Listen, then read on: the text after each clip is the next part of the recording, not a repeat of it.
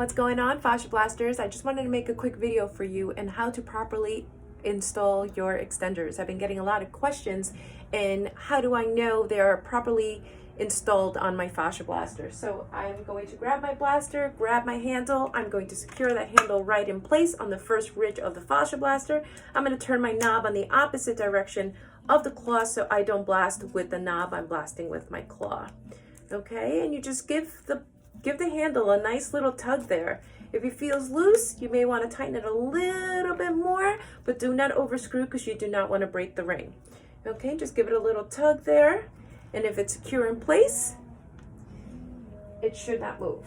So I'm going to the opposite direction one more time. I'm going to secure that handle, turn that knob the opposite direction, make sure that ring goes right into that first ridge,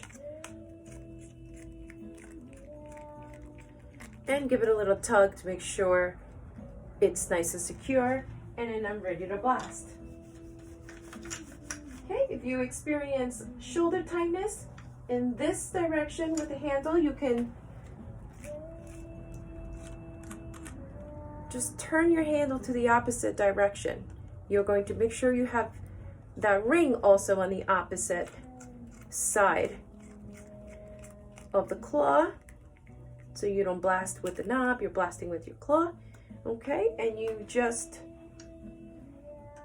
secure them in place, and then you're ready to blast. Okay, let me show you how to remove the handle. So you're going to unscrew the screw, give it a little lift, and remove the handle off the Fasciablaster. Let me do it one more time. Going to unscrew it, give it a little lift, and remove the handle off your Fasciablaster. If you ladies have any questions, you can leave your questions on the comments below.